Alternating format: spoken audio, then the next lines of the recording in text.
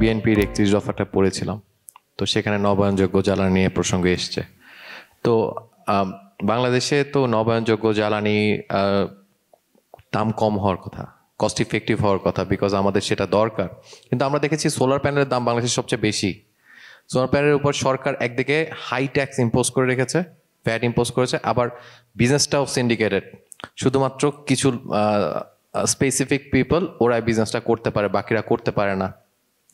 Some of the high ups from the government, they were also involved in this in the previous governments. So আমরা আসলে একদিক থেকে নবায়নযোগ্য জ্বালানিতে স্বয়ংসম্পূর্ণতা অর্জনের কথা বলবো, অন্যদিকে পুরো প্রক্রিয়াটাকে সিন্ডিকেট এবং বাধাগ্রস্ত করে রাখবো। সেক্ষেত্রে আপনার রাজনৈতিক দল কিভাবে, যদি ফিউচারে তারা ক্ষমতায় আসে বা নির্বাচনের আগে তারা ম্যানিফেস্টো ঘোষণা করে, কিভাবে এই বিষয়টাকে তারা তাদের ম্যানিফেস্টোতে আনবে? First of all, as we say, ক্ষমতায় আসা, ক্ষমতায় যাওয়া is a very negative thought. We would like to think যদি নির্বাচনী প্রক্রিয়া জনগণ আমাদেরকে দেশ পরিচালনার দায়িত্বে আনতে চায়, তাহলে what are our plans? আমাদের এই এখন যে সংস্কার শুনছি বিভিন্ন জায়গায়, এখনো কিন্তু কেউ কোনো কনক্রিট সংস্কারের প্রস্তাব বা প্রোগ্রাম জাতির সামনে দেয় নাই। BNP as a party, I was involved in this. I was an active member of BNP Media Cell. I still am. আমরা 2023 সালে কিন্তু পূর্ণাঙ্গ 31 দফা দিয়েছি জুলাই মাসে, কিন্তু তার আগের এক বছর আমরা বাংলাদেশের প্রত্যেকটা জেলায় গিয়ে আমরা বিভিন্ন শ্রেণী পেশার মানুষের মতামত নিয়েছি যে ওনারা বাংলাদেশে কি কি চেঞ্জেস আনতে চান। পুরো বাংলাদেশ কভার করার পরে আমরা 27 দফায় উপনীত হয়েছিলাম। পরে বিএনপির কিছু সম্ভাবনা রাজনৈতিক দল ছিল, আমাদের জোটে এখনো আছে, ওনাদের সাথে আলাপ করে আরো 4টা দফা অ্যাড হয়েছে। তারপরে ফাইনালি জুলাই মাসে 2023 সালে জুলাই মাসে we came up with the 31 points of reform বা রাষ্ট্র মেরামতের 31 দফা। আপনি যে বললেন সিন্ডিকেশন হয়েছে, because I M a lawyer, I had the opportunity to work with the first executed solar power plant in Bangladesh, which is the Teknaf Solar.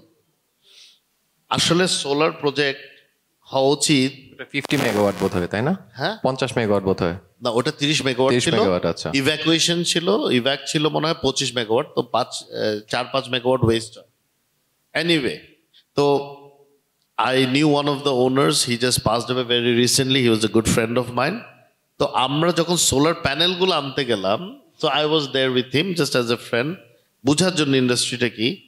চায়নার Nanjing বলে একটা ছোট শহর আছে, they have the biggest solar power projects in the world, one of the biggest solar power, and it's very cheap. এই চিপটা কিভাবে expensive হয়? Cheapest, কিন্তু this is the unit is very cheap because civil construction একদম minimal কিছু না, শুধু একটা ইয়ে করে, ওই ফাউন্ডেশনের মতো করে, একটা রড দেয়, রডের উপরে প্যানেলটা দিয়ে দেয়, দ্যাটস ইট। প্রত্যেকটা প্যানেল এভাবে লাগিয়ে দেয়, এবং এগুলো অটো রিট্রাকশন, মানে যখন ধুলা হয় 8 ঘন্টা পরে এটা একটু নড়ে চড়ে, তাহলে ধুলাটা আবার অটোমেটিক পড়ে যায়। সো এইটা কিভাবে এক্সপেন্সিভ হয়? এই যে আমরা যে শুনি হাজার হাজার কোটি টাকা বিদেশ থেকে গেছে, এটা তো কেউ পকেটে করে বা সুটকেসে করে নেন। So what they do is over invoice. তো এখন আপনি $300 একটা প্যানেলকে $1200 ওভার ইনভয়েস করবেন, তাহলে তো এটা এক্সপেন্সিভ হবেই। তার মানে আপনার $900 বিদেশে রেখে দিলেন, 1.5% ওদেরকে কমিশন দিলেন, ওরা কমিশন নিয়ে আপনার $300 এখানে এলসি সেটেল করে দিল, বাকিটা ওখানে রেখে দিল। এই জন্য এটা এক্সপেন্সিভ হয়। দেখেন, এখন এমন একটা সময় আসছে যে বাংলাদেশের প্রতিটি ইন্ডাস্ট্রিতে it should be made mandatory যে তারা রুফটপ সোলার করে, and it should be open for everyone. It should not be open যে আমি ইম্পোর্ট করতে পারবো, আপনি ইম্পোর্ট করতে পারবেন, নাহলে নোয়েল পারবে, এরকম না। Anyone who wants to import solar can do it themselves. They should do it their own thing. It's a very simple procedure. Transmission লাইনের নেওয়াটা it's very simple, the process is very simple. বাসা বাড়িতেও করা যায়। বাসা বাড়িতে কীভাবে করা যায়? সোলার প্যানেলের সাথে আমরা ব্যাটারির কানেকশন দিই, ব্যাটারির এসিতে এটা ঢুকে, ডিসিতে আপনারা বাসায় কানেকশন নেবেন। So it is that simple. এটা কেন করেছে? বড় বড় গ্রুপরা এগুলোতে বিড করে, আনসলিসিটেড হয়, ওরা প্রজেক্টগুলো নিয়ে যায়। যখন টেন্ডারে আসবে, ওপেন টেন্ডারে হবে, তখন everyone can participate, the lowest bidder would get the project. তখন প্রজেক্ট কষ্ট কম হবে এবং দেশের উন্নতি হবে, বিকজ রিনিউয়েবল এনার্জি ইউনিট। বাংলাদেশে যে সানলাইট আওয়ার আছে, এটা চট্টগ্রামের সবচেয়ে ইফেক্টিভ, কারণ এখানে সানলাইট আওয়ারটা বেশি আসে, কারণ এটা তো আপনার রিজার্ভ করতে হবে, কারণ নাহলে তো এটা ফিজিবল হবে না। আর উইন্ডের জন্য হচ্ছে আমাদের উত্তরবঙ্গ, ওখানে অনেক খোলা জমি আছে, উইন্ড পাওয়ার ওখানে করা যায়, বিকজ এই অ্যাসেসমেন্টের সাথে আমি কিছুটা অ্যাকোয়েন্টেড। যেটা মূল কথা, আমাদের সরকার যদি দেশ পরিচালনার দায়িত্ব পায়, we would be very clear about it, we would be very transparent about it, and it would be open to public as a whole. Every tender, it would be out public, যার ইচ্ছা participate করবে, যে lowest আছে, efficient আছে, যার working capacity আছে, ওয়াজ experience, would go forward to it. আমি আপনাকে আরেকটা জিনিস অ্যাড করি, দেখেন পৃথিবীতে কিছু কিছু টেকনিক্যাল কাজ আছে একটা অঞ্চলকে চিনানোর জন্য। আমি মনে করি যে চট্টগ্রামের এমন কিছু প্রোডাক্ট বের করা উচিত যেটা জিওগ্রাফিক্যাল ইন্ডেক্স বা জিআই ইন্ডেক্স করে পৃথিবীকে জানানো দরকার। এখন আমি হাটাজারির লোক, আমি অবভিয়াসলি বলবো হাটাজারির লাল মরিচ, ইট ইজ ভেরি পপুলার, যেমন কাশ্মীরি মরিচ, ওরা কাশ্মীরে করেছে। সো এই ধরনের কিছু কিছু জিনিস আমাদের কিন্তু জিআই ইন্ডেক্সে ইনক্লুড করা দরকার। তাহলে এই জায়গাটার নাম মানুষ সার্চ করে বের করবে যে what is Chittagong. Chittagong search করতে গেলে আরো 10টা জিনিস দেখবে। আরো একটা জিনিস বলি, Agrabad is a commercial, is now one of the most commercial hubs, but চট্টগ্রামের ঐতিহ্যবাহী কমার্শিয়াল হাব কিন্তু খাতুনগঞ্জ। So I think whoever gets the people's mandate to run the country, খাতুনগঞ্জকে কিন্তু হেরিটেজ হিসেবে মেনটেন করা দরকার। পৃথিবীর বিভিন্ন দেশে কিন্তু যাদের হিস্টোরিক্যাল, তাদের যে জায়গাগুলো আছে এগুলোকে সংরক্ষণ করে। এবং আমি এখনো বলছি চট্টগ্রামের কমোডিটি, বাংলাদেশের কমোডিটি মার্কেটের 80% is control from Khatunganj. So it's a very effective area. এখন খাতুনগঞ্জে হয়তো বসার ইনকনভিনিয়েন্স, থাকার ইনকনভিনিয়েন্স, যাতায়াতের ইনকনভিনিয়েন্সের জন্যই হয়তো এদিক ওদিকে শিফট করেছে, which is good thing, expansion is required. But যেটা মূল জায়গা, চট্টগ্রামের ব্যবসায়ী বলেন বা সওদাগর বলেন বা চট্টগ্রাম যে সওদা করে, এটার আমাদের মূল জায়গাটা হচ্ছে Khatunganj. As a Chittagonian, not as a politician তো অবশ্যই, but as a Chittagonian I would want যে আমাদের যেটা heritage, it should be kept intact. চট্টগ্রামে আমাদের দুটো খুব সুন্দর মসজিদ আছে, fortunately my grandfather is related to this. একটা হচ্ছে ফিরিঙ্গি বাজারে খুব সুন্দর একটা মসজিদ আছে, আর একটা চন্দনপুরায়। এগুলো অলরেডি আমরা লাস্ট গভর্নমেন্টের টাইমে এগুলো আমাদের হেরিটেবল এস্টাবলিশমেন্টের মধ্যে আনা হয়েছে, হেরিটেজ এস্টাবলিশমেন্টের মধ্যে। বাট অ্যাকচুয়ালি এগুলোকে সরকারের আওতাধীন করে এগুলো রক্ষণাবেক্ষণ এবং সংরক্ষণের জন্য কিন্তু চেষ্টা করা দরকার। একইভাবে চট্টগ্রামে এরকম আরও যেই প্রতিষ্ঠান আছে বা যেই স্থাপনাগুলো আছে যেগুলোর সাথে হিস্ট্রি রিলেটেড, আপনি ওয়াসিম আকরামের কথা বলেছেন, আমাদের দলীয়, আমাদের সহযোদ্ধা, আমাদের চট্টগ্রাম কলেজ ছাত্র দলের সে আহ্বায়ক কমিটির একজন সদস্য ছিল, সে যেমন শহীদ হয়েছে। Chattogram has a rich culture of revolution. Masterda Surya Sen থেকে নিয়ে শহীদ রাষ্ট্রপতি জিয়া রহমান এই চট্টগ্রাম থেকেই বাংলাদেশের স্বাধীনতার ঘোষণা দিয়েছিলেন। So from a political perspective also Chittagong is a very important place, Chittagong is a very significant place. And I believe যদি আমরা সবাই মিলে, আমরা যারা চট্টগ্রামবাসী আছি, আমরা যদি সবাই মিলে চাই, we can make Chittagong one of the best places, not only in Bangladesh, of the subcontinent, আমাদের সাউথ ইস্ট এশিয়ার মধ্যে it will be one of the finest places. কারণ কি, চট্টগ্রামের লোকজন by nature very warm and hospitable. হ্যাঁ, ওরা যত দুঃখ কষ্টেই থাকুক, আপনি কারো বাসায় যদি হঠাৎ করেও যান, সে ধার কর্য করে হলেও একটা মুরগি, একটা ছাগল টাগল দিয়ে আপনার খাওয়ার ব্যবস্থা করবে। That is the nature of Chittagonian people, they have a big heart. So I believe যেই দেশের, যে অঞ্চলের মানুষ, সে হৃদয় সমুদ্রের মতো বিশাল। আমার মনে হয় ওই অঞ্চলের মানুষকে অবশ্যই নিজের এলাকাকে উন্নত করার জন্য এগিয়ে আসতে হবে। শুধু সরকার কি করবে এইটার দিকে তাকিয়ে থাকলে হবে না। আমাদের চট্টগ্রামের যারা ব্যবসায়ী আছে তারা যথেষ্ট কেপেবল, তারাও যদি এগিয়ে আসে, চট্টগ্রামের অনেক সমস্যা নিমিষে সমাধান হবে এবং চট্টগ্রাম আরো বেশি বাংলাদেশের ইকোনমিতে কন্ট্রিবিউট করতে পারবে বলে আমি মনে করি। থ্যাংক ইউ হেলাল ভাই। আপনার বক্তব্যে অনেক প্রয়োজনীয় বিষয় উঠে এসছে। এখন আমি নোয়েল ভাইয়ের কাছে আসবো। আপনি এর আগে একটা প্রশ্নের উত্তর বাকি ছিল, তার পাশাপাশি আমি আরেকটা প্রশ্ন করতে চাই যে চট্টগ্রামের পলিটিক্যাল সিগনিফিকেন্স নিয়ে হেলাল ভাই বললেন। তো আসলে চট্টগ্রামের একজন ব্যবসায়ী হিসেবে স্টেবল একটা চট্টগ্রাম, একটা হারমোনিয়াস চট্টগ্রাম ব্যবসায়ী হিসেবে আপনি আপনার জন্য কতটুকু গুরুত্বপূর্ণ বা কিভাবে আপনার ব্যবসায় এটা ইম্প্যাক্ট ফেলে? একই সাথে অন্যভাবে প্রশ্ন করলে, চট্টগ্রামে যে সাম্প্রতিককালে যে অস্থিরতা তৈরির কিছু চক্রান্ত আমরা দেখতে পেয়েছি, ভারত থেকে একটা নির্দিষ্ট চ্যানেল চট্টগ্রাম থেকে বাংলাদেশকে দ্বিখণ্ডিত করার হুমকি দিচ্ছে, বা চট্টগ্রামেও অ্যাডভোকেট আলিফ হত্যাকাণ্ড হয়েছে। এই সব কিছুর পরে আপনাদের ব্যবসায়ীদের মধ্যে আশঙ্কার জায়গা ছিল কিনা, বা আশঙ্কাটা কি এখনো পুরোপুরি কেটে গেছে, বা রাজনৈতিক সরকারের কাছে বা রাজনৈতিক দলগুলোর কাছে আপনারা কিভাবে এই সিচুয়েশনগুলো হ্যান্ডেল করতে অনুরোধ করবেন, বা কিভাবে চাইবেন রাজনৈতিক সরকারগুলো এই সিচুয়েশনগুলো হ্যান্ডেল করুক? আচ্ছা, প্রথমে আমি একটা জিনিস একটু ক্লিয়ার করি। সাম্প্রতিক যে ঘটনাগুলো ঘটেছে সেগুলা অ্যাজ এ বিজনেসম্যান এটা আমি মনে করি যে এটা নিয়ে উদ্বিগ্ন হওয়ার মতো কোনো ঘটনা এখনো আদৌ ঘটেনি। আমরা আমাদের যেই মানে বর্তমান যেই সময়টা আমরা পার করতেছি এটা একটা ইন্টারিম টাইম, এবং আমরা খুব দ্রুত নির্বাচনের দিকে যাচ্ছি ইনশাআল্লাহ। আমরা নির্বাচনমুখী।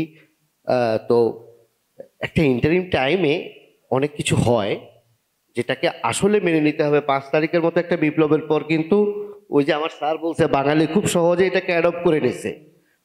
ওয়ার্ল্ডের সব জায়গায় কিন্তু এটাকে এত সহজে অ্যাডপ্ট করতে পারে না, বাঙালি করে নিছে। আমাদের চট্টগ্রামবাসীও এটাকে অ্যাডপ্ট করে নিছে। কিন্তু হ্যাঁ, শঙ্কার জায়গা থেকে যায়, চক্রান্ত হচ্ছে, সেগুলোকে আমাদেরকে মোকাবেলা করতে হবে একসাথে, সবাই মিলে। এককভাবে কোনো একক দল একক গোষ্ঠী এটাকে মোকাবেলা করতে পারে না। এটার জন্য আমাদের সকল দল মত ধর্ম বর্ণ নির্বিশেষে আমাদের একটা সমন্বয়ের প্রয়োজন। এটা গেল একটা পার্ট। এখন আমি আসি একটা খুব গুরুত্বপূর্ণ প্রশ্ন আমি লাস্টে মিস করে গেছি, সেটা হচ্ছে চিটাগং পোর্ট অ্যান্ড কানেক্টিভিটি। বাংলাদেশের আশেপাশে আপনি যেটা বলেছেন প্রশ্নে আছে, অনেকগুলো ল্যান্ডলক কান্ট্রি আছে। হ্যাঁ সত্য, অনেকগুলো ল্যান্ডলক কান্ট্রি আছে। তাও আপনি এটাও বলেছেন যে Chittagong port under use. Yes, Chittagong port under use. আমরা আমাদের ফুল ম্যাক্সিমাম ক্যাপাসিটি ইউজ করতেছি এটা, কিন্তু অবশ্যই আমরা আমাদের আশেপাশে ল্যান্ডলক কান্ট্রিগুলোকে বা ল্যান্ডলক প্রভিন্স যেগুলো আছে আমাদের পাশে, তাদেরকে আমরা সাপোর্ট করব। বাট অবশ্যই সেটা কোনো গোপন চুক্তির ভিত্তিতে না, সেটা প্রকাশ্য চুক্তির ভিত্তিতে, যেটা দেশের জনগণ জানবে। সেখানে কোনো প্রায়োরিটি থাকবে না। They have to maintain the schedule. যেটা বাংলাদেশি জাহাজের ক্ষেত্রে হবে সেটাই পার্শ্ববর্তী যেই দেশ আসবে তার ক্ষেত্রেও হবে। হ্যাঁ, আমি কখনোই কোনো চুক্তির বিরুদ্ধে যাব না, কারণ যখনই আমার স্বার্থ রক্ষা করে, সর্বোচ্চ স্বার্থ রক্ষা করে যখন কোনো চুক্তি হবে, সেক্ষেত্রে যেটা হবে আমাদের বন্দর রেভিনিউ পাবে। বন্দর রেভিনিউর পাশাপাশি বন্দর কেন্দ্রিক যারা ব্যবসায়ী আছে তারাও কিন্তু এই রেভিনিউটা পাবে, তাদেরও বিজনেস বুম আপ করবে। আমি কখনোই কানেক্টিভিটির বিরুদ্ধে না, কানেক্টিভিটি আমাদের প্রয়োজন আছে, তবে সেটা স্পষ্টভাবে কোনো গোপন চুক্তির মাধ্যমে না, প্রকাশ্য চুক্তির মাধ্যমে হতে হবে, যেটা একদম ক্লিয়ার থাকতে হবে। বাংলাদেশের জনগণ বুঝতে হবে, হ্যাঁ we are doing it to help you out, but মানে ইটস নট প্রায়োরিটাইজড। আমরা তোমাদেরকে আমাদের প্রতিবেশী হিসেবে সাপোর্ট দিচ্ছি, প্রভু হিসেবে না, খুব সহজ ভিত্তিতে। একটা মিউচুয়াল বেনিফিটের ক্ষেত্রে, অবশ্যই একটা মিউচুয়াল বেনিফিটের ক্ষেত্রে, যেটা আমি বারবার বলতেছি, কোনো প্রকাশ্য কোনো গোপন চুক্তির ভিত্তিতে না, অবশ্যই সেটা প্রকাশ্য চুক্তির ভিত্তিতে হইতে হবে। আমি একটু এখন স্যারের কাছে আসব।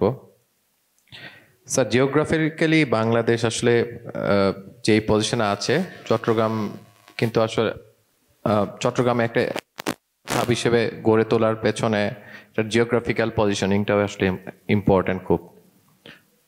তো এখন আমাদের এখানে অনেক ধরনের ব্যবসা ক্ষেত্র আছে।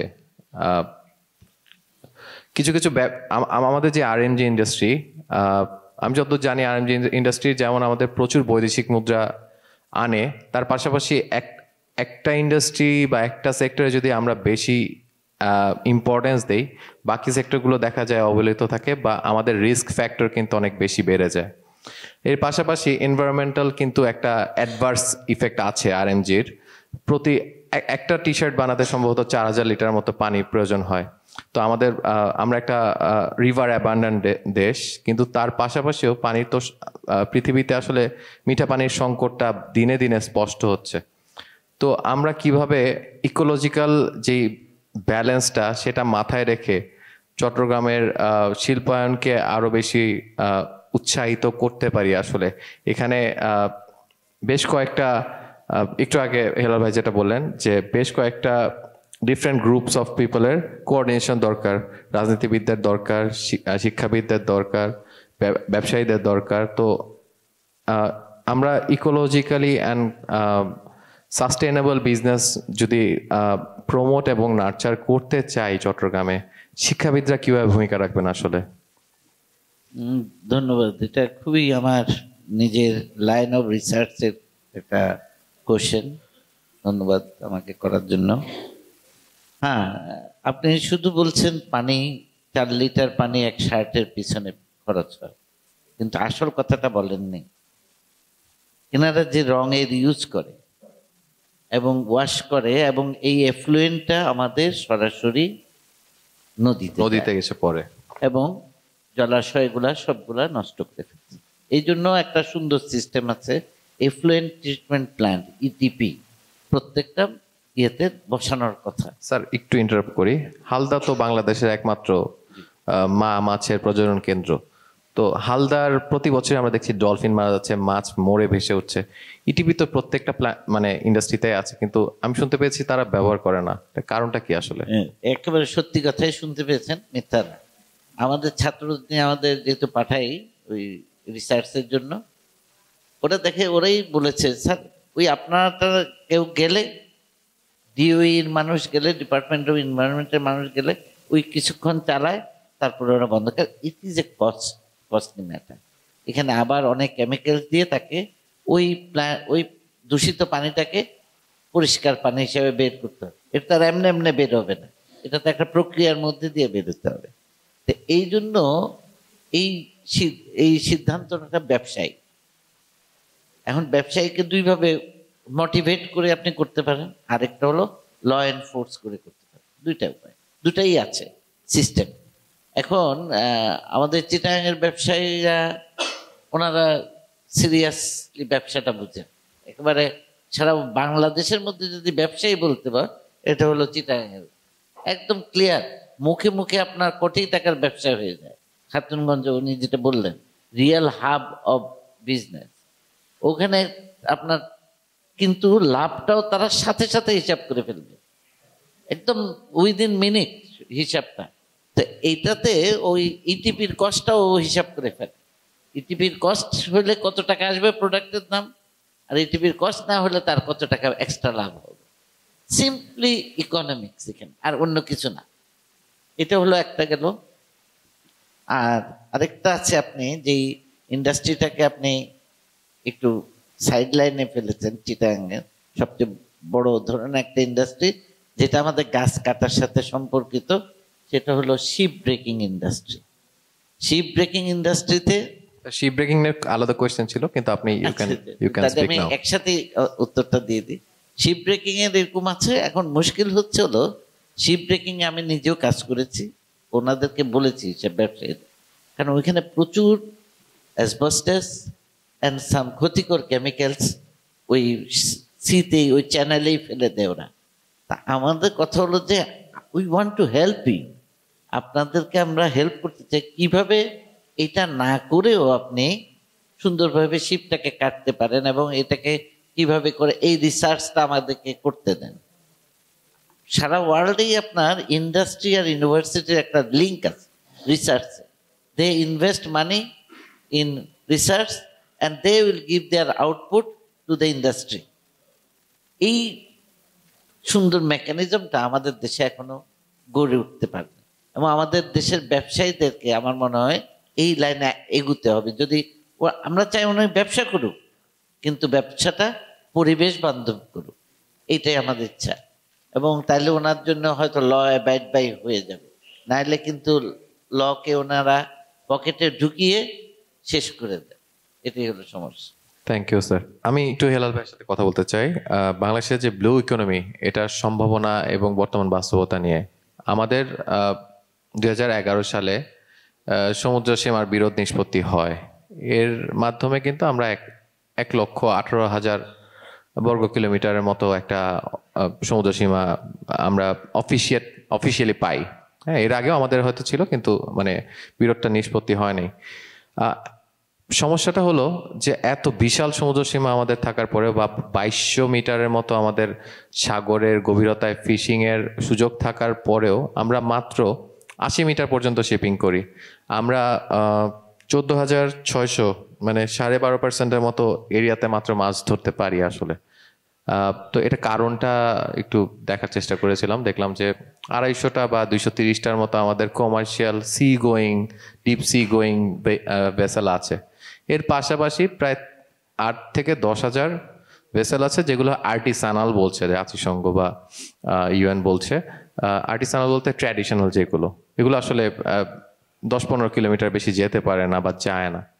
তো আমরা আমাদের যে ব্লু ইকোনমির ব্লু ইকোনমি যে এক্সট্র্যাক্ট করবো কিভাবে, এক্সট্রাকশন প্রসেসটা কিভাবে এনশিওর করব, আর এখানে গভর্নমেন্টের কি করা আছে। আমি যত জানি কমার্শিয়াল যে সি গোয়িং ফিশিং ভেসেলগুলো প্রচুর দাম, 15 থেকে 20 কোটি টাকা এক একটা দাম। তো আমাদের কর্পোরেট ফার্মগুলো অ্যাফোর্ড করতে পারবে, কনগ্লোমারেটগুলো অ্যাফোর্ড করতে পারবে, বা কিন্তু আমাদের যে স্মল এন্ড মিডিয়াম এন্টারপ্রাইজগুলো, তাদেরকে আমরা কিভাবে এখানে ইনভলভ করতে পারি সেটা নিয়ে আপনাকে একটু জিজ্ঞেস করব। ধন্যবাদ, ভেরি গুড কোয়েশ্চেন। আমি এটাতে যাচ্ছি, বাট বিফোর আপনি ওনাকে একটা প্রশ্ন করেছিলেন যে আমাদের ইন্ডাস্ট্রিয়ালাইজেশনের কারণে যে প্রাকৃতিক দুর্যোগ হচ্ছে বা যে প্রকৃতিগত যে ক্ষতিটা হচ্ছে, এটাকে কিভাবে রোধ করা যায়। দেখেন, আমাদের 31 দফায় একটা জিনিস ইনক্লুড করেছে এডুকেশন সেক্টরে, এটা হচ্ছে মোরাল এডুকেশন। আমার মনে হয় পুলিশিং ইজ ওকে, বাট আপনি তো আর প্রত্যেকটা ঘরে ঘরে গিয়ে প্রত্যেকটা ফ্যাক্টরিতে গিয়ে পুলিশিং করা is not feasible and it's also not practically possible. তো আমার মনে হয় যে জাপানে বা বিভিন্ন দেশে যেভাবে মোরাল এডুকেশনটা ছোটবেলা থেকে ওনাদের মাথায় ইনস্টিল করে দেওয়া হয়, it's a matter of morality, যে আমি 2 টাকা কম প্রফিট করলেও যে সমাজের যে লাভটা হচ্ছে, এই নৈতিকতা বা এই নৈতিকতা বোধটা আমার মধ্যে থাকতে হবে। সো এটা হঠাৎ করে তো আসে না।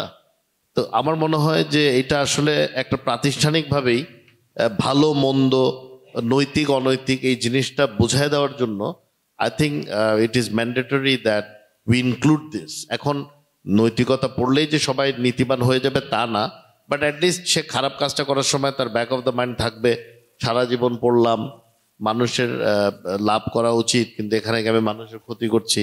So I think more than policing, যেটা উনি বলেছেন, আমাদের একটা মানসিকতার এবং নৈতিকতার পরিবর্তন দরকার এই ক্ষেত্রে। এবং আমি বিশ্বাস করি যখন নৈতিকতার চর্চাটা ছোটবেলা থেকে শুরু হবে, হোপফুলি পারিবারিক যে নৈতিকতা বোধ আমাদের মধ্যে দেয়, এটার মধ্যে বড় হলে হয়তো প্রাতিষ্ঠানিকভাবে এটা একটা লাভ পাওয়া যাবে। এবার আসি আপনার প্রশ্নতে। আর আপনার প্রশ্নটা জবাব দিতে হলে it's a mix of politics, international relations and commerce. আমার পরিবার কিছুদিন ব্লু ইন্ডাস্ট্রির সাথে জড়িত ছিল ব্যবসায়িকভাবে। It's a very good industry, profit margin is huge. এখন আপনি যে বললেন, এখন আপনি যদি একটা বাংলাদেশিকে জিজ্ঞেস করেন তোমার দেশের আয়তন কত, সে বলে 56,000 বর্গমাইল।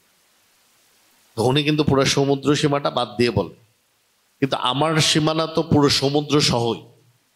So Bangladesh is way bigger than 56,000 বর্গমাইল, যেটা আবারও আমাদের দলের প্রতিষ্ঠাতা শহীদ রাষ্ট্রপতি জিয়া রহমানের একটা অবদান। He made sure that this boundary, water boundary is also secured and ensured. আচ্ছা, এবার আসেন যে আমাদের এক্সপ্লোর কম হচ্ছে কেন, এক্সপ্লোরেশন কম হচ্ছে কেন, এটা নিয়ে কি করা যায়। আর আমাদের মেরিন যে অ্যাসেটস গুলো আছে, যে ইয়েগুলো আছে, এগুলো এক্সট্রাকশনটাও তো আমরা এনশিওর করতে পারছি না আসলে। এখন এটাই বলছি, এখানে আসছি। দেখেন,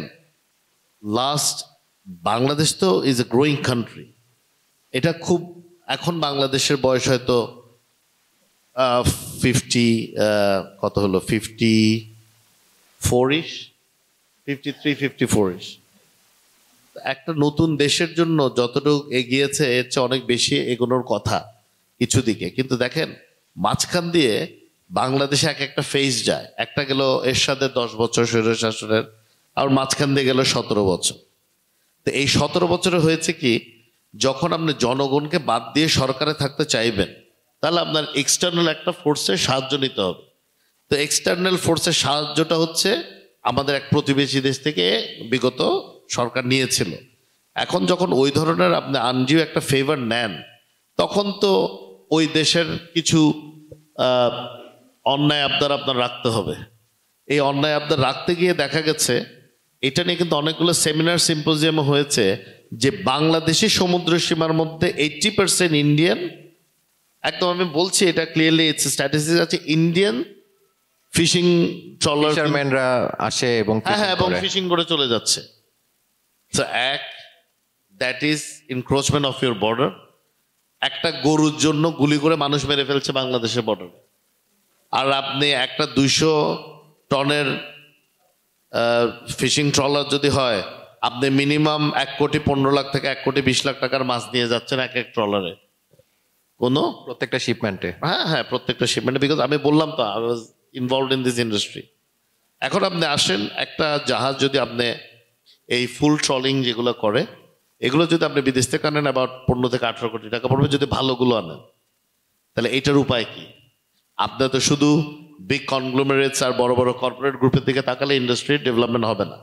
বাংলাদেশ শিপিং মিনিস্ট্রির অবশ্যই উচিত, এবং সে প্রযুক্তিও বাংলাদেশে আছে, কর্ণফুলী শিপইয়ার্ড আছে, আরও এরকম শিপিং ইয়ার্ড করা উচিত, যেখানে এই জাহাজগুলো লোকালি বানানো হবে। এবং এই জাহাজগুলোতে যারা মৎস্যজীবী এইটার সাথে জড়িত, তাদেরকে একটা সাবসিডি দেওয়া হবে। সেই ক্ষেত্রে আপনি দেখবেন যে যেগুলো 200 টন ট্রলি করছে বা 100 টন ফুল ট্রলিং লাইসেন্স পাচ্ছে, তারা আরো বেশি এক্সপ্লোর করতে পারবে। বিকজ এখনকার most of the fishing trawlers they have GPS sonar. তো ওরা কিন্তু ট্রাভেল শুরু করার আগে বলতে পারে যে কোন জায়গায় মাছ পাওয়া যাবে। বা এটা আগে ছিল না, বাট 2003-এর থেকেই মনে হয় এটা বাংলাদেশে চালু হয়েছে। তো দেয়ার আর ম্যানি ফিশিং ভেসেলস যেগুলাতে এই সোনারটা থাকে। তো আপনার এই ইন্ডাস্ট্রিটাকে যদি ডেভেলপ করতে হয়, আপনার যে ফিশিং ট্রলারগুলো এখনো অলমোস্ট 90%, কিছু কিন্তু বানাচ্ছে বাংলাদেশে, বাট 90% এখনো আদার ব্যাংকক অথবা চায়না থেকে ইম্পোর্ট করছে। You need to make it local, you need to manufacture them locally. এবং শুধু লোকালি বানালে যেটা হবে, আপনার কর্মসংস্থান বাড়বে স্থানীয়ভাবে, প্লাস আপনার কস্ট অফ প্রোডাকশন কম হবে, এবং আপনি দেশি প্রোডাক্টকে সাবসিডাইজ করে এটাতে কিছু প্রণোদনার ব্যবস্থা করতে পারেন, যাতে আরও মানুষজন এই পেশার সাথে যুক্ত হয়, এই ব্লু ইকোনমিতে কন্ট্রিবিউট করতে পারে, ব্লু ইকোনমিতে পার্টিসিপেট করতে পারে। সেই ক্ষেত্রে আমাদের যে বিশাল সি বর্ডার আছে, বা আমাদের ওয়াটার বডি যতটুকু আছে, will be able to explore more. একই সাথে আমাদের navy must be very vigilant that not a single alien trawler should enter our border. This is not only commercially risky, but একটা দেশের স্বাধীনতা সার্বভৌমত্বের জন্য কিন্তু এটা একটা হুমকির মতো। এটা তো প্রশ্নই ওঠে না, আপনি কি একটা প্লেন নিয়ে উইদাউট পারমিশন একটা দেশের উপর দিয়ে যেতে পারবেন নাকি? You can't occupy anyone's air space. তাহলে আপনি যদি কারো এয়ার স্পেস নিতে না পারেন, ল্যান্ড স্পেস নিতে না পারেন, তাহলে who gave you the right that you can come any time you want, you can do anything? আপনার যা ইচ্ছা আপনি তাই আমার বর্ডারে এসে করবেন, এটা তো হতে পারে না। আমার যেমন ল্যান্ড বর্ডার আছে, আমার ডেফিনিটিভ সমুদ্র বর্ডারও আছে। আমার বর্ডারে কোনো এলিয়ান জাহাজ, এটা ইন্ডিয়া হোক, পাকিস্তান হোক, আমেরিকান হোক, I don't care which country, they should not dare to come into our territory back, because that is a direct threat towards our sovereignty, towards our independence of this country. এভাবে যদি আমরা strictly ওইটা enforce করতে পারি, তাহলে আমাদের জলসীমার মধ্যে আমার সমুদ্র সীমার মধ্যে যে মৎস্য সম্পদ আছে বা খনিজ সম্পদ আছে এগুলো ইনট্যাক্ট থাকবে। যখন পরবর্তীতে প্রয়োজন হবে, এটা গ্যাস এক্সপ্লোরেশন বলেন, মিনারেলস এক্সপ্লোরেশন বলেন, Bangladesh will have their assets intact, যাতে আমাদের পরবর্তী প্রজন্ম, আমরা তো এমন না আমরা মরে গেলাম বাংলাদেশ ধ্বংস হয়ে গেল আর কোনো কিছু চিন্তা করার দরকার নাই। আমাদের সকলেরই ভবিষ্যৎ প্রজন্ম আছে এবং আমরা চাইবো আমাদের ভবিষ্যৎ প্রজন্মের জন্য যেই মিনারেল রিসোর্সেসগুলো আমরা এখন ইউজ করছি না, যাতে পরবর্তীতে দরকার হলে তারা সেটা ব্যবহার করতে পারে। তো আমাদের দায়িত্ব হচ্ছে সেগুলোকে ইনট্যাক্ট রাখা। ইনট্যাক্ট রাখতে হলে অবশ্যই আমাদের ফরেন পলিসি নতজানু পররাষ্ট্রনীতিতে যাওয়া যাবে না, এবং আমাদের যেই সরকারি আসবে, যে সরকারি রাষ্ট্র পরিচালনার দায়িত্ব পাবে, তাদেরকে অবশ্যই স্ট্রিক্টলি বর্ডার সিকিউরিটি এবং দেশের স্বাধীনতা সার্বভৌমত্বের ব্যাপারে সর্বোচ্চ গুরুত্ব দেওয়া লাগবে। Thank you so much Helal ভাই, আপনি একটা চমৎকার পয়েন্ট অফ ভিউ পেয়েছি। কিন্তু আমরা যদি sea going deep sea going যে ফিশিং ভেসেলগুলো বাংলাদেশে তৈরি করতে পারি, একদিক থেকে আমাদের আসলে ফরেন কারেন্সিটা সবচাইতে বেশি বেঁচে যাবে, এবং একই সাথে আমাদের একটা ইন্ডাস্ট্রিও কিন্তু গড়ে তুলবে। আমাদের শিপ বিল্ডিং ইন্ডাস্ট্রিটা সারা জায়গা নেওয়া ছিল, কিন্তু এখন একটু মুখ থুবড়ে পড়েছে, এখন একটু দুর্বল অবস্থা। এটাও আসলে নতুন প্রাণের সঞ্চার হবে। ছোট করে নোয়েল ভাইয়ের কাছে একটা প্রশ্নের উত্তর চাইবো। ভাইয়া মিনারেল এক্সট্রাকশন বা মিনারেল এক্সপ্লোরেশনের কথা বলেছে, বাংলাদেশের জ্বালানি নিরাপত্তা নিয়ে আমরা সবাই শঙ্কিত, কিন্তু অ্যাট দ্য সেম টাইম আমরা কিন্তু আমাদের এই যে 200 নটিক্যাল মাইলের যে অর্থনৈতিক সমুদ্র সীমা, এর মধ্যে কিন্তু আমাদের 22টা ব্লক আছে। হ্যাঁ, 22টা ব্লকের মধ্যে কিছু অগভীর জলে পানিতে, শ্যালো ওয়াটারে, আর বাকিগুলো হলো গভীর পানিতে, ডিপ সিতে। তো আমাদের 22টা ব্লকের মধ্যে মাত্র 2টোতে এখন কোন একটা এক্সপ্লোরেশন কোম্পানি কাজ করছে, ভারতে একটা কোম্পানি ওএনজিসি বিদেশ। বাকিরা আসলে প্রাইমারি ডেটার অভাবে টেন্ডারে অংশগ্রহণ করছে না, বা বাংলাদেশে যে রাজনৈতিক অনিশ্চয়তা পট পরিবর্তনের পরে 5ই আগস্টে, সেটার কারণে গত কিছুদিন আগেই অক্টোবরে সম্ভবত বাপেক্স একটা টেন্ডার আহ্বান করেছিল এক্সপ্লোরেশনের জন্য, সেখানে কেউই অংশগ্রহণ করেনি। আসলে বাংলাদেশের জ্বালানি নিরাপত্তায় যে এই গভীর সমুদ্রের যে ব্লকগুলো, সেগুলোতে এক্সপ্লোরেশন কিভাবে আমাদের জ্বালানি নিরাপত্তা নিশ্চিতে আসলে ভূমিকা পালন করতে পারে, 1 মিনিটের জন্য একটু ছোট্ট করে। খুবই গুরুত্বপূর্ণ প্রশ্ন। আসলে যে কোনো দেশের সমুদ্র সীমায় অয়েল অ্যান্ড গ্যাস এক্সপ্লোরেশনের সময় যখন কোনো কোম্পানি যায়, ওরা তো যায় অবশ্যই তাদের বিজনেসের জন্য। ওই দেশের পলিটিক্যাল সিচুয়েশন খুবই ইম্পর্টেন্ট। আমাদের বাপেক্স কিছুদিন আগে একটা টেন্ডার ডাকছে, আমি দেখছি ওখানে আসলে কোনো ইন্টারন্যাশনাল কোম্পানি জয়েনই করেনি। হ্যাঁ, সত্য কথা। এটার জন্য আসলে প্রথম যেটা দরকার পলিটিক্যাল স্ট্যাবিলিটি। পলিটিক্যাল স্ট্যাবিলিটি কীভাবে আসবে? And elected government. আপনাকে অবশ্যই একটা ইলেক্টেড গভর্নমেন্টের আন্ডারে যে তারপরে আপনাকে এই ধরনের টেন্ডারগুলোর জন্য আপনাকে ইন্টারন্যাশনাল টেন্ডার আপনাকে কল করতে হবে। আমাদের এই ক্ষেত্রে আমি মনে করি বর্তমান যে উপদেষ্টা কমিটি আছে, ওটা ওনাদের দূরদর্শিতার অভাব। এটা আসলে ওনারা এই কাজটা আমি আরও অনেক পরে এটা আশা করছিলাম। তো যাই হোক, ওনারা করছে। হ্যাঁ, এখন জ্বালানি নিরাপত্তার ক্ষেত্রে আমাদের আসলে ব্লক অনেকগুলো, একটা কোম্পানি দিয়ে আমরা কখনো করবো না। অতীতে আমরা দেখছি খুব কয়েকটা কোম্পানির উপর সব কিছু ছেড়ে দেওয়া হয়েছে। না, আমাদেরকে এমনভাবে টেন্ডারটাকে কল করতে হবে। আমাদের 22টা ব্লক, ঠিক আছে, আমাদের অন্তত 50টা কোম্পানি এখানে আনতে হবে 22টা ব্লকের জন্য বিডিং করার জন্য। আমি যদি একটা কোম্পানি বিডিং করতে দিই, বা 2টা বা 3টা কোম্পানি বিডিং করে, আলটিমেটলি সমুদ্রে 22টা ব্লক এক্সপ্লোরেশন করা ইজ নট এ জব। এটা অনেক বিশাল একটা ম্যাসিভ জব। অনেক টেকনিক্যাল ইস্যুজ আছে এখানে। বাংলাদেশের বঙ্গোপসাগর আসলে একটু আনপ্রেডিক্টেবলও বটে কিছু কিছু ক্ষেত্রে। আফটার জুন জুলাই তো ঘূর্ণিঝড় হয়, আমাদের এখানে ট্রপিক্যাল স্টর্ম হয়, তো এগুলো মাথায় রেখে করতে হয়। তো সেক্ষেত্রে আমার মনে হয় আমরা যদি শুধু চিন্তা করি যে না শুধু আমেরিকান কোম্পানি কাজ করবে, না শুধু ইন্ডিয়ান কোম্পানি কাজ করবে, না শুধু চায়না, না সকল দেশ যাদের প্রপার এক্সপার্টিস আছে। আমরা যদি দেখি এখন ইউরোপিয়ান কোম্পানিগুলো খুব ভালো করতেছে অয়েল অ্যান্ড গ্যাস এক্সপ্লোরেশনে, ওদের এক্সপার্টিস সবচেয়ে বেশি। কিন্তু দুঃখজনকভাবে বাংলাদেশে আজ পর্যন্ত কোনো ইউরোপিয়ান কোম্পানিকে আমি কিন্তু অয়েল অ্যান্ড গ্যাস এক্সপ্লোরেশনের জন্য আসতে দেখিনি। আপনার কাছে ডেটা আছে কিনা জানি না, আমি যতটুকু জানি ইউরোপিয়ান কোম্পানিগুলোকে আমাদেরকে ইনভাইট করতে হবে, রাশিয়ান কোম্পানিগুলোকে ইনভাইট করতে হবে, আমেরিকান কোম্পানিগুলোকে ইনভাইট করতে হবে। কারণ টেকনোলজি যাদের মানে সবচেয়ে বেশি, তারাই আমাদের এখানে অয়েল অ্যান্ড গ্যাস এক্সপ্লোরেশনে আসা উচিত বলে আমি মনে করি। থ্যাংক ইউ নোয়েল ভাই। স্যারের কাছে একটু ছোট করে একটা প্রশ্নের উত্তর নেব। আমি জাস্ট একটা জিনিস এখানে Yes. ইনক্লুড করি। নোয়েল যেটা বললো যে আমি যদি জিস্ট এভাবে নেই, এগুলো ওপেন ই টেন্ডার যাইতে হবে, ইন্টারন্যাশনাল ই টেন্ডারে যাবে, এবং আপনি দেখবেন আমাদের প্রত্যেকটা ফরেন মিশনে কিন্তু ইকোনমিক কাউন্সিলর, মানে ইকোনমিক বা কমার্স কাউন্সিলর আছে। তো ওদের কাজটা কি? ওদের কাজ তো হচ্ছে সরকারি টাকা একটা বড় বাড়ি কিনে, ওদের কাজটা হচ্ছে তো শুধু গভর্নমেন্টের টাকা দিয়ে নিউ ইয়র্কে থাকলো, একটা বড় ফ্ল্যাট ভাড়া নিল, গভর্নমেন্টের টাকা একটা গাড়ি কিনলো, তা তো না। সো ওদের দায়িত্ব হচ্ছে, ও যেটা বললো, উনি যেটা বললো নোয়েল, যে ওদেরকে এখানে ইন্টারেস্টেড করে আনা। আমাদের ফরেন মিশনগুলোর তো কোনো স্পেসিফিক দায়িত্ব আছে। আপনি কি গত 17 বছরে কোনো ফরেন মিশনে কোনো ইকোনমিক কাউন্সিলরকে দেখেছেন কোনো দেশের ইকোনমিক মিনিস্টার অথবা কমার্স মিনিস্টার অথবা ইন্ডাস্ট্রিয়াল মিনিস্টারের সাথে দেখা করতে? দেখে নাই। কারণ আমরা আছি শুধু একটা দেশকে কিভাবে খুশি করব। ওই দেশে আমাদের অবৈধ প্রধানমন্ত্রীও গেছে, ওদের অবৈধ মন্ত্রীও গেছে। আরে ভাই, আমার কথা হচ্ছে পৃথিবীর 100টার উপরে দেশে আমাদের ফরেন মিশন যাচ্ছে।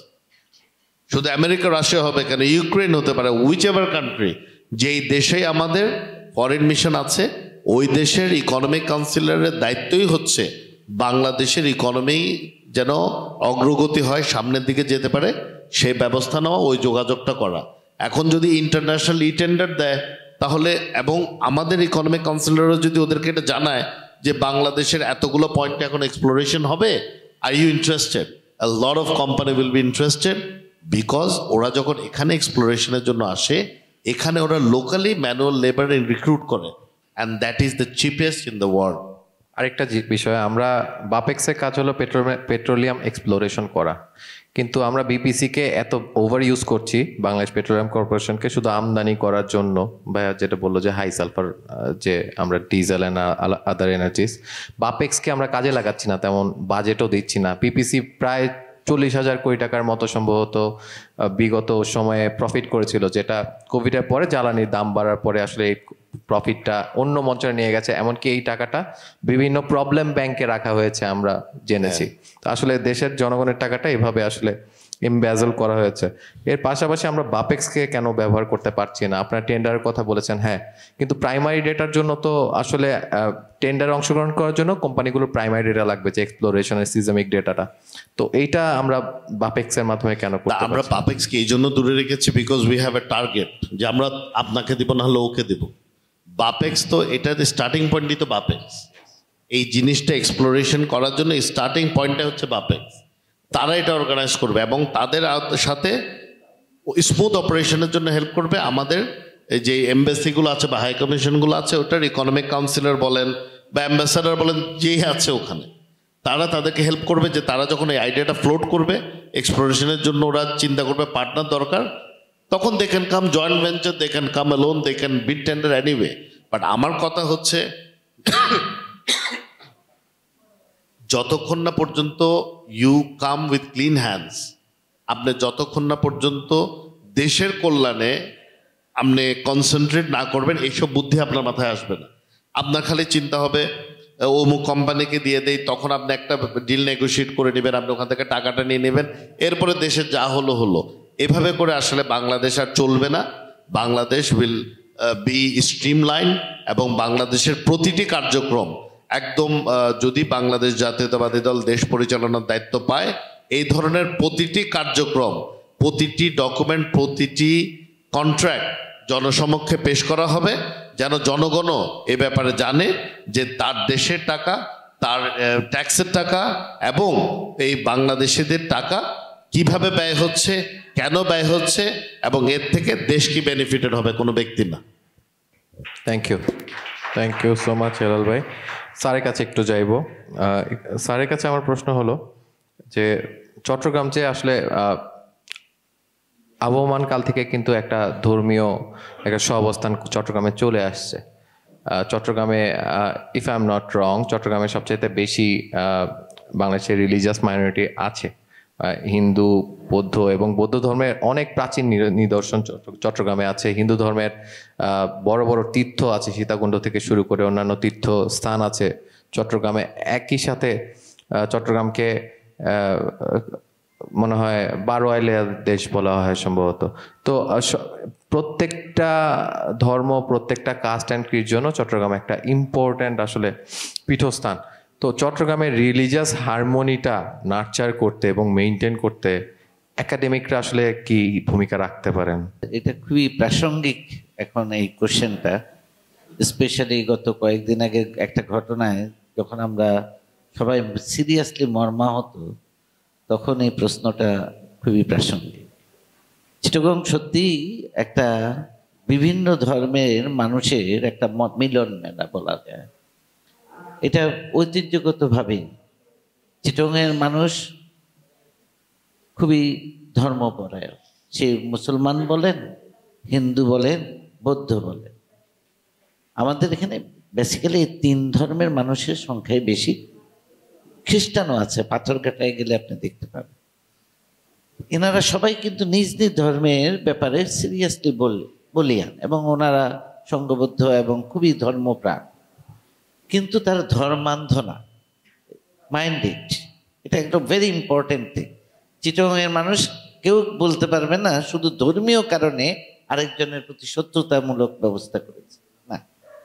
তারা ধর্মান্ধ না, তার ধর্মপরায়ণ, ধর্মকে খুব প্রতিপালন করে। খুবই মুসলমানরা খুব সিরিয়াসলি মুসলমান, নামাজ পড়ে। এখানে অনেক মাজার আছে, দেখবেন মাজারে মানুষে, ওখানে গেলে আপনি আরেকটা সিন দেখবেন, ওখানে মুসলমান যাচ্ছে, হিন্দু যাচ্ছে, বৌদ্ধ যাচ্ছে, সবাই যাচ্ছে। ওখানে কোনো সমস্যা নেই। এই যে বিষয়টা, এটা কিন্তু আজকে থেকে না, এটা বহু আগে থেকে এটা হয়ে আসছে। এবং এই যে 3টা স্ট্রিম যখন একসাথে চড়ে, আমার শুধু আরেকটা দেশের কথা মনে পড়ে, সেটা মালয়েশিয়া।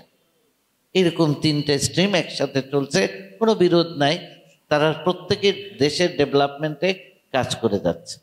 এটাই এই প্রেক্ষাপটে অবশ্যই একাডেমিক্সদের একটা ব্যাপার আছে। সেই আপনার প্রাইমারি স্কুল থেকে শুরু করে বিশ্ববিদ্যালয় পর্যন্ত, যেখানে সংবিধানে ক্লিয়ারলি বলা আছে এই দেশের সকল মানুষ সমান। কোনো ধর্মীয় গোষ্ঠীর জন্য বা ধর্মের কারণে কোনো মানুষ প্রাধান্য পাবে এই ব্যবস্থাই নেই। সেহেতু স্কুল থেকে উপর লেভেল পর্যন্ত আপনার এই জিনিসটা সিরিয়াসলি কনসার্ন। এই যে উনি একটা ইম্পর্টেন্ট কথা বলছেন, নৈতিক শিক্ষার কথাটা, এটা কিন্তু এখান থেকেই প্রথিত হয়। একদম স্কুল একাডেমিশিয়ানরা তারা যদি ওইভাবে নিজেদেরকে, আমি একজন শিক্ষক, আমি আমার ক্লাসের ছাত্রছাত্রীদের বা শিক্ষার্থীদের সামনে I am the role model. ও আমাকে দেখছে, আমি যদি কোনো একটা সামান্যতম কিছু করি, এইটাতে সে সিরিয়াসলি পীড়িত হয়। এবং ঠিক তেমনি প্রাইমারি স্কুলে একজন শিক্ষকও যদি শুধু ধর্মীয় কারণে আরেকটা ছেলের সাথে যদি অন্যরকম আচরণ করে, মনে রাখবেন বাকি সব ছাত্র কিন্তু ওর পক্ষে না। স্যার এই জন্য হ্যাঁ, একটু ইন্টারাপ্ট করবো স্যার। স্যার, আমরা দেখতে পাচ্ছি যে রাজনৈতিক প্রভাবে যেসব শিক্ষকরা আছেন, আমি কারো নাম বলবো না, আমাদের প্রিমিয়ার ইউনিভার্সিটিতে আমাদের চ্যান্সেলর ভাইস চ্যান্সেলর সাহেব ছিলেন, এছাড়াও চট্টগ্রাম ইউনিভার্সিটিতেও কয়েকটা ডিপার্টমেন্টের টিচারদেরকে আমি দেখেছি যে তারা আসলে রাজনৈতিক যে সংঘাত বা রাজনৈতিক যে সংঘর্ষ, সেগুলোকে একটা ধর্মীয় আবরণ, ধর্মীয় রূপ দেওয়ার চেষ্টা করেছেন আসলে বিগত দিনগুলোতে। এগুলোতে আসলে আমাদের দেশের যে সিচুয়েশনটা একটু ভিন্নভাবে পোর্ট্রে হচ্ছে। এই অপতথ্য রোধে আসলে শিক্ষাবিদরা, যেখানে তাদের সোচ্চার হওয়ার কথা, তারা দেখা যাচ্ছে আরো বেশি জড়িয়ে পড়ছেন। এখানে আপনি কিভাবে এই জিনিসটা দেখছেন? আসলে এটা একটা খুবই ন্যাক্কারজনক অবস্থা। শিক্ষক তার একটা রাজনৈতিক পরিচয় ওনার থাকতেই পারে, উনিও তো এই দেশের মানুষ, উনি তো আর বিচ্ছিন্ন দ্বীপে নাই। ওনার রাজনৈতিক পরিচয় থাকবে রাজনৈতিক প্রেক্ষাপটে, কিন্তু এটা শিক্ষার্থীদের নিয়ে না। ওনার ক্লাসে উনি কোনোভাবেই একটা কোনো রাজনৈতিক দলের নেতা না, উনি কিন্তু একজন শিক্ষক। এই জিনিসটা মেনটেন করতে হবে একজন শিক্ষককে সিরিয়াসলি, এবং ওটাও ওয়ান অফ হিজ মূল এন্টিটি। আমার মেইন পেশা হলো শিক্ষকতা। হ্যাঁ, আমি রাজনৈতিক একটা মতাদর্শ পছন্দ করি, ওইভাবে চলি। এর মানে এই নয় যে ওটা আমার শিক্ষকতায় কোথাও আঁচড় দিবে, এটা সিম্পলি প্রহিবিটেড, মনে রাখবেন। এবং এই জন্য যে সকল শিক্ষক কোনো একটা বিষয়কে ঠাস করে ধর্মীয় আবরণে এনে তাকে ছাত্রদের মধ্যে একটা প্ররোচনার ভাব দেয়, এটা সিম্পলি অন্যায়। এই অন্যায় নর্মাল একজন মানুষ যে অন্যায় করেছে তার মনে রাখবেন 50 গুণ বেশি অন্যায়। অন্যায় অন্যায়, অন্যায়কে কোনোভাবে অন্য কিছু দিয়ে প্রতিস্থাপন করা যায় না। এই জন্যই গত 16 বছরের অন্যায় 5ই আগস্ট একদিনে ওয়াইপ আউট করে দিতে হয়েছে। অন্যায় অন্যায় থাকবে আপনার। মানুষ হয়তো সেই মুহূর্তে বলে না, কিন্তু যখনই সে সুযোগ পাবে সে আপনাকে চোখে আঙ্গুল দিয়ে দেখিয়ে দেবে। মনে রাখবেন, আপনি কাউকে 1 আঙ্গুল দিয়ে বলেছেন, বাকি 3 আঙ্গুল আগে আপনাকে বলে যে আপনি কি ঠিক আছেন নাকি। This is the thing. টিচারদের বেলায় এই কথাটা 100% প্রয়োজন। শিক্ষকতা পেশা হিসাবে কিন্তু যেমন মনে হয় কিছুটা সহজ, তেমনি সবচেয়ে বেশি দায়িত্বপূর্ণ একটা পেশা। Thank you sir. আমি আজকের অনুষ্ঠানের শেষ প্রান্তে চলে এসেছি। একটা শেষ প্রশ্ন করব হেলাল ভাইয়ের কাছে। স্যার যেটা বলেন, আসলে দীর্ঘদিনের জমা ক্ষোভ পুঞ্জীভূত হয়ে 5ই আগস্টে আসলে বিস্ফোরিত হয়েছে, কিন্তু এর মধ্যে আমরা দেখেছি চট্টগ্রামে একটা বিশেষ ঘটনা ঘটেছিল। 3 বা 4 আগস্টে বিএনপির সম্ভবত 4 জন নেতার বাসায় একযোগে আগুন দেওয়া হয়েছিল সম্ভবত। তো এর পরে আমরা 5ই আগস্টের সরকার পতন হয়, তেমন কোনো রিটালিয়েটরি বা কোনো ধরনের প্রতিশোধমূলক কার্যক্রম দেখিনি, বা ইভেন অ্যাডভোকেট আলিফ হত্যাকাণ্ডের পরেও যেটা আসলে আমরা ধারণা করতে পারি যে জনগণকে উস্কে দেওয়ার বা উস্কানি দেওয়ার, অস্থিতিশীল করার জন্য বা হিন্দু বাড়িঘরে আক্রমণ করার জন্য এক ধরনের প্ররোচনা দেওয়ার চেষ্টা করা হয়েছিল। তবুও Chittagong stood strong, people stayed calm and composite. এই বিষয়টার যে একটা পজিটিভিটি, এটা যে একটা বিশাল একটা স্ট্রেংথ, এই বিষয়গুলো আমরা আসলে ওইভাবে কিন্তু ব্র্যান্ডিং করতে পারিনি, আপহোল্ড করতে পারিনি। চট্টগ্রামের এই শক্তির উৎস কোথায় আসলে? সাহেব ধন্যবাদ। আসলে আপনি যে প্রশ্নটা করেছেন এবং যে স্টেটমেন্টটা করেছেন, that is what Chittagong stands for. আমার বাড়ি হচ্ছে হাটাজারি। হাটাজারিতে এই উপমহাদেশের বৃহত্তম মাদ্রাসা দারুল উলুম মাদ্রাসা, এবং ঠিক মাদ্রাসার সাথে লাগানো কালী মন্দির, এবং এটা দীর্ঘদিন ধরে ওই জায়গায় আছে। আজকের দিন পর্যন্ত কোনো দিনও কোনো ধরনের সাংঘর্ষিক অবস্থা সৃষ্টি হয়নি। সেম হচ্ছে পুরো চট্টগ্রামের সিনারিও। চট্টগ্রামের লোকরা অত্যন্ত ধর্মপরায়ণ। উনি খুব সুন্দর করে বলেছেন, শিক্ষক মানুষ, কিন্তু ধর্মান্ধ নয়। আলিফ হত্যা অবশ্যই ন্যাক্কারজনক ঘটনা, কিন্তু আমরা আইনের উপর আস্থাশীল। আমাদের বিএনপির চেয়ারম্যান জনাব তারেক রহমান শুরুর থেকে 5ই আগস্ট থেকে, যখন ফ্যাসিস্ট সরকারের প্রধান পালিয়ে গেল, তখন থেকে উনি আমাদেরকে যে বার্তাটা দিয়েছিলেন, বলছে দেখো, আই স্টিল রিমেম্বার, আমরা তখন মনে হয় কাজী দেউরির ওখানে ছিলাম, আমাদের পার্টি অফিসের উল্টা সাইডে। উনি ফোন করে বললেন যে অত্যাচার ওরা করেছে আমরা যেন এটা না করি। So that's one line message. এবং যে 4 জন নেতার কথা বললেন, এর মধ্যে একটা বাসা আমার। ওই বাসায় কিন্তু আমরা কেউই ছিলাম। ওখানে আমার আব্বা ছিলেন। এবং এই ঘটনা এত বীভৎস, এটা আসলে যে প্রত্যক্ষদর্শী ও না দেখলে কিন্তু জিনিসটা বুঝবে না। কারণ আমাদের হয়তো বয়স কম, ওনার তো অনেক বয়স। এই রাত বিরাতে এসে আগুন দিয়ে দেওয়া, গুলি করা, দরজায় রীতিমতো কোপানো, পুরো বাসার সমস্ত ভাঙচুর করা, গাড়ি 2টা। কিন্তু এটা রিটালিয়েশন কেন করি নাই জানেন? কুকুর কামড়ালে তো আপনি কুকুরকে কামড়াতে পারবেন, আমরা তো আশরাফুল মাখলুকাত, আমরা তো মানুষ। তো আমরা এইটা জনগণের উপর ভারটা দিয়েছি, যাতে মানুষ, people can distinguish between Awami League and BNP. এবং চট্টগ্রামের মানুষজন যে 5ই আগস্টের পরবর্তীতে আপনি একটা আওয়ামী লীগের নেতার বাসা বলেন যেখানে আক্রমণ করেছে, বা একটা যুবলীগ, ছাত্রলীগ, স্বেচ্ছাসেবক কেউ কিছু করেন। হ্যাঁ, ওরাই যখন আবার বিভিন্ন রূপে গিয়ে চাঁদাবাজি করছে তখন তাদেরকে ধরে হয়তো পুলিশে দিচ্ছে, কিন্তু কারো বাসায় আক্রমণ করে না। কিন্তু এই 16 বছর বিএনপি এবং তার প্রত্যেকটা অঙ্গ সংগঠনের শীর্ষ নেতৃত্বের বাসায়ও ওদের লোকজন হামলা করেছে, আক্রমণ করেছে, সরকারি বাহিনী ইউজ করেছে, অনেক কিছু করেছে। তারই প্রতিদান পেয়েছে কিন্তু 5ই আগস্ট। লক্ষণ সেনের পালানোর পরে 880 বছর পর আরেকজন বৈধ হোক অবৈধ হোক সরকার প্রধান পালাতে বাধ্য হয়েছে। এটা কিন্তু একটা রাজনীতিবিদের জন্য মৃত্যুর চেয়ে খারাপ।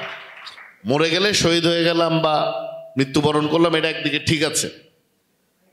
সারাটা জীবন আমি রাজনীতিবিদ হিসেবে আমার এলাকার মানুষকে বলেছি, আমার সহযোদ্ধাদেরকে বলেছি, আমার দেশবাসীকে বলেছি, আমি তোমাদের সাথে আছি, আমি তোমাদের সাথে থাকবো। কিন্তু এমন এক সিচুয়েশন হলো যে সব কিছু বাদ দিয়ে 2-4টা ব্যাগ নিয়ে একলা পালিয়ে গেল। কোথায় রইল আত্মীয় স্বজন, কোথায় রইল আমার সহকর্মী, কোথায় রইল আমার দেশবাসী?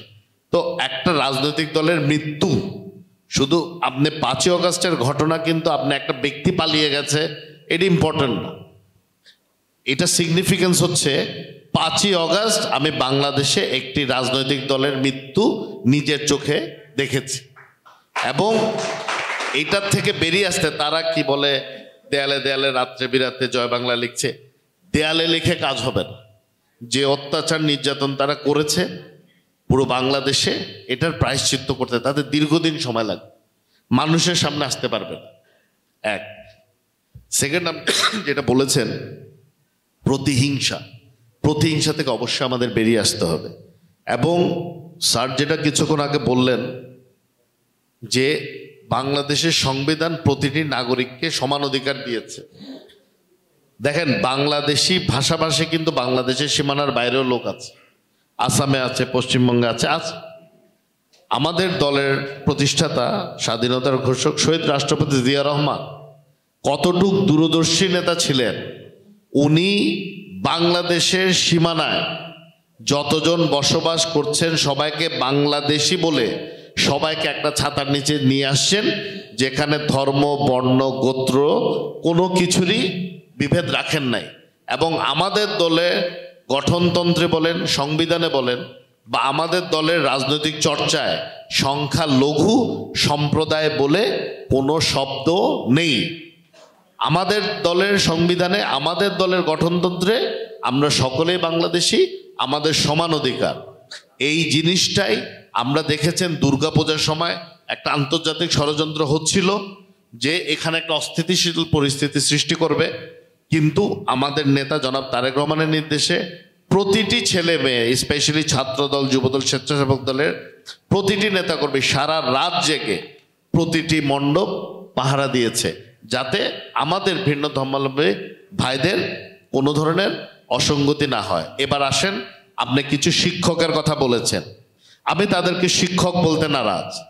আমরা এখনো আমাদের যখন বাল্য শিক্ষকদেরকেও দেখি সম্মানে আমরা দাঁড়িয়ে ওনাদেরকে কদমবুচি করি। এই যে লোকগুলোর কথা বললেন, তারা শুধুমাত্র কোনো ইউনিভার্সিটিতে একটা বড় পদ পাওয়ার জন্য নিজের আত্মা বিক্রি করেছে, নিজের সত্তা বিক্রি করেছে, এবং তাদেরকে শিক্ষক বলাটাও শিক্ষক জাতিকে অপমান করার মতো হবে। একজন শিক্ষক হচ্ছে মানুষ গড়ার কারিগর, এটা শুধু মুখের কথা। আমরা যা শিখেছি, আমাদের হাতের লেখা কারো সুন্দর হয়েছে, কারো খারাপ হয়েছে, এগুলো কিন্তু একেবারে ছোটবেলার থেকে প্রতিটি জিনিস আমরা আগে শিক্ষক থেকে শিখেছি, পরে বাসায় এসে এটাকে হয়তো ঘষা মাজা করেছি। তো শিক্ষকরা তো হবে সার্বজনীন। ওনারা এই যে এখন বের হচ্ছে ওই যে কি প্রিমিয়ার ইউনিভার্সিটিতে কি ফাউন্ডেশনের নামে 10 কোটি টাকা চেক দিয়েছে, এগুলা কি শিক্ষকদের কাজ হতে পারে? একটা বিশ্ববিদ্যালয়ের ভিসি বা প্রভিসির কাজ কি এটা হতে পারে যে ওই প্রতিষ্ঠানের মালিক, মসজিদের ছেলেটার নাম কি, নোফেল, তাকে ফ্যাসিলিটেট করার জন্য কোটি কোটি টাকার আজে বাজে চেক নাম দিয়ে তারা এটা করছে? তার মানে তারা আসলে শিক্ষক না, তারা হচ্ছে এটাকেও একটা ব্যবসা হিসেবে নিয়ে নিজে অবৈধ ফ্যাসিলিটি পাওয়ার জন্য তাকে অবৈধ সুযোগ করে দিয়েছে। তো ওদেরকে আর স্যারদের মতো লোককে আপনি যখন একই কাতারে শিক্ষক বলবেন, আমি মনে করি এটা স্যারদের মতো যারা প্রকৃতভাবে মানুষ গড়ার কাজে নিজেকে আত্মনিয়োগ করেছে, তাদের প্রতি অবিচার হবে, তাদের প্রতি অবমাননা করা হবে। তো ওদেরকে আমি অপরাধী এবং দুর্বৃত্ত বলেই অভিহিত করতে চাই, এবং অবশ্যই এই ধরনের লোককে আইনের আওতায় আনতে হবে। এবং এই আলিফ হত্যার পরে চট্টগ্রামবাসী সকল ধর্মাবলম্বীরা যেভাবে ঐক্যবদ্ধ হয়েছে, এর মাঝেও এই ধরনের 2-4টা লোক চেষ্টা করেছিল সমাজে কিছুটা বিশৃঙ্খলা সৃষ্টির জন্য, কিন্তু ঐতিহ্যগতভাবেই চট্টগ্রামবাসীরা কিছু কিছু বিষয়ে খুবই ঐক্যবদ্ধ, দলমত নির্বিশেষে, ধর্মবর্ণ নির্বিশেষে।